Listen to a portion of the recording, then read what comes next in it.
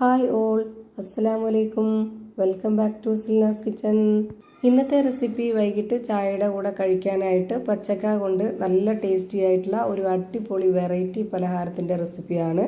പുറമെ ക്രിസ്പിയും അകം നല്ല സോഫ്റ്റ് ആയിട്ടിരിക്കുന്ന കുട്ടികൾക്കും വലിയവർക്കൊക്കെ ഒരുപോലെ ഇഷ്ടാവുന്ന നല്ല ടേസ്റ്റി ആയിട്ടുള്ള ഒരു പലഹാരമാണ്. അപ്പോൾ ഇതെങ്ങനെയാണ് തയ്യാറാക്കുന്നതെന്ന് അറിയാനായിട്ട് വീഡിയോ സ്കിപ്പ് ചെയ്യാതെ മുഴുവനായിട്ട് കണ്ടു നോക്കണേ.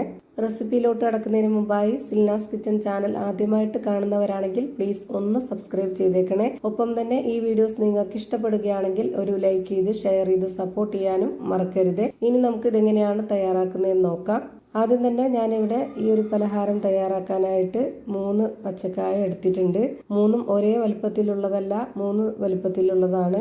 ഇനി നമുക്ക് ഇതിന്റെ 2 സൈഡും ഇതുപോലെ ഒന്ന് കട്ട് ചെയ്ത് കളയാം. ഇതിന്റെ 2 അറ്റവും ഇതുപോലെ ഒന്ന് കട്ട് ചെയ്ത് മാറ്റിയതിന് ശേഷം നമുക്ക് തൊലിയോടെ തന്നെ കുക്കറിലൊന്ന് കിഴങ്ങൊക്കെ വേവിക്കുന്ന പോലെ വേവിച്ചെടുക്കാം.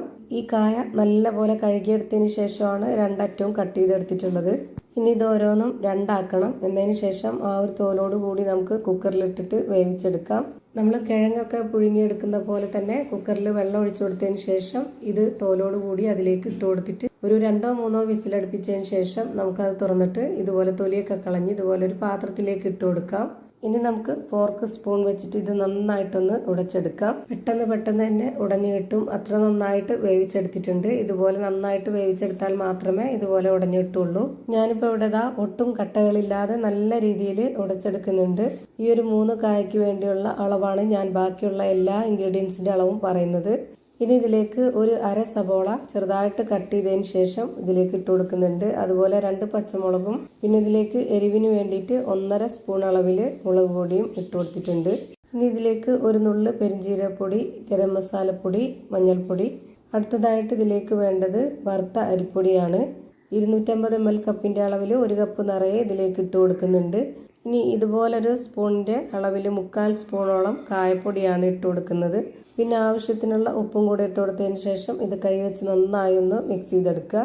ആദ്യം തന്നെ വെള്ളം ഒഴിച്ചു കൊടുത്താൽ നമുക്ക് പരുവം തെറ്റിപ്പോവും. ഈ ഒരു കായയുടെ നനവുള്ളത് കൊണ്ട് തന്നെ നമുക്ക് ആദ്യം കൈവച്ച് ഇതുപോലെ ഒന്ന് മിക്സ് ചെയ്തെടുക്കുമ്പോൾ മനസ്സിലാവും എത്ര വെള്ളമാണോ വേണ്ടത് എന്നുള്ളത്. ഞാനിപ്പോൾ ഇതിലേക്ക് കുറച്ച് വെള്ളം ഒഴിച്ചു കൊടുത്തിട്ടുണ്ട്. എന്നിട്ട് വീണ്ടും ഇത് ഇനി നന്നായിട്ട് കുഴച്ചിട്ടെടുക്കുന്നുണ്ട്.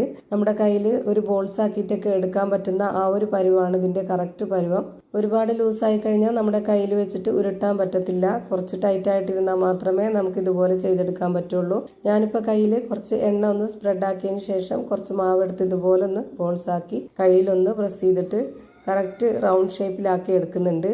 നിങ്ങൾക്ക് ഇഷ്ടമുള്ള ഏത് ഷേപ്പിൽ വേണമെങ്കിലും റെഡിയാക്കി എടുക്കാവുന്നതാണ്. കുറച്ച് ഇതുപോലെ പരന്ന ഷേപ്പിലാവുമ്പോൾ പെട്ടെന്ന് തന്നെ ഉള്ളൊക്കെ നന്നായിട്ട് വെന്ത് കിട്ടും. ഇപ്പോൾ ഇതാ ഒരെണ്ണം ഞാൻ ഈ ഒരു ഷേപ്പിൽ റെഡിയാക്കി എടുത്തിട്ടുണ്ട്. ഇതുപോലെ തന്നെ നമുക്കെല്ലാം ചെയ്തിട്ടെടുക്കാം. ഞാനിപ്പോൾ ഇത് മുഴുവനായിട്ടും അരിപ്പൊടിയിലാണ് ചെയ്തെടുത്തിട്ടുള്ളത്. നിങ്ങൾക്ക് വേണമെന്നുണ്ടെങ്കിൽ കുറച്ച് അരിപ്പൊടി ഇപ്പോൾ 250 ml കപ്പിന്റെ അളവിൽ 1 കപ്പ് ഇട്ട് കൊടുത്തില്ലേ, അതിന്റെ പകുതി അരിപ്പൊടിയും പകുതി കടലമാവും ചേർത്ത് കൊടുത്തിട്ട് അങ്ങനെയും തയ്യാറാക്കിയെടുക്കാം. അതും ടേസ്റ്റാണ്. ഇനി ഞാനിവിടെ ഇതൊന്ന് ഫ്രൈ ചെയ്തെടുക്കാനായിട്ട് ഇതുപോലെ ഒരു പാൻ സ്റ്റവിലേക്ക് വെച്ച് ഫ്ലെയിം ഓൺ ആക്കി കൊടുത്തിട്ടുണ്ട്. ഇതിലേക്ക് എണ്ണ ഒഴിച്ചു കൊടുത്തതിന് ശേഷം ഓരോന്നോരോന്നായിട്ട് ഇട്ട് കൊടുക്കാം. എണ്ണ നന്നായിട്ട് ചൂടായിട്ട് വേണം ഇട്ട് കൊടുക്കാനായിട്ട്. ഒരു മീഡിയം ഫ്ലെയിമിൽ ഇട്ട് കൊടുത്തതിന് ശേഷം ഇത് നന്നായിട്ട് വേവിച്ചെടുക്കുക. ആ ഒരു മീഡിയം ഫ്ലെയിമിൽ തന്നെ ഇത് തിരിച്ചും മറിച്ചൊക്കെ ഇട്ട് കൊടുത്തിട്ട് നന്നായിട്ട് വേവിച്ചെടുക്കുക. എങ്കിലേ എല്ലാം ഒരുപോലെ വെന്ത് കിട്ടുള്ളൂ. ഈ പലഹാരത്തിന് ഒരുപാട് എണ്ണയൊന്നും കുടിക്കില്ല. ഡ്രൈ ആയിട്ടിരിക്കും ഇത് നമ്മൾ ഫ്രൈ ചെയ്തെടുത്തു കഴിഞ്ഞാലും. ഒട്ടും എണ്ണ കുടിക്കാത്ത നല്ല ടേസ്റ്റി ആയിട്ടുള്ള ഒരു പലഹാരമാണ്. അതിപ്പോൾ ഇതെല്ലാം വെന്തതിന് ശേഷം എടുത്തു മാറ്റുമ്പോൾ തന്നെ നിങ്ങൾക്ക് കാണുമ്പോൾ മനസ്സിലാവും. ഇപ്പോൾ ഇതെല്ലാം തിരിച്ചും മറിച്ചും ഇട്ട് കൊടുത്ത് നന്നായി വേവിച്ചിട്ടുണ്ട്. ഇനി നമുക്ക് ഓരോന്നോരോന്നായി എണ്ണയിൽ നിന്ന് കോരി മാറ്റാം.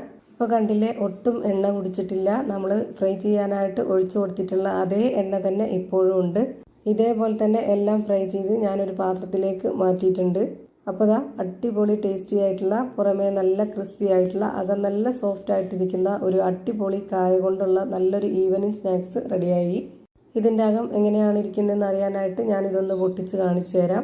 ഇത്രയേ ഉള്ളൂ ഇന്നത്തെ വീഡിയോ. വീഡിയോ ഇഷ്ടമായാൽ ലൈക്ക് ചെയ്യാനും കമൻറ്റ് ചെയ്യാനും ഷെയർ ചെയ്യാനും മറക്കരുത്. അതുപോലെ തന്നെ ഞാനിടുന്ന പുതിയ വീഡിയോസ് നോട്ടിഫിക്കേഷനായിട്ട് കിട്ടുന്നതിന് വേണ്ടി സബ്സ്ക്രൈബ് ചെയ്ത് ബെല്ലൈക്കൺ അമർത്തി അതിൽ ഓൾ എന്ന ഓപ്ഷൻ എനേബിൾ ചെയ്ത് കൊടുക്കാനും മറക്കരുത്. പുതിയൊരു വീഡിയോയുമായി വീണ്ടും വരും. Thank you for watching.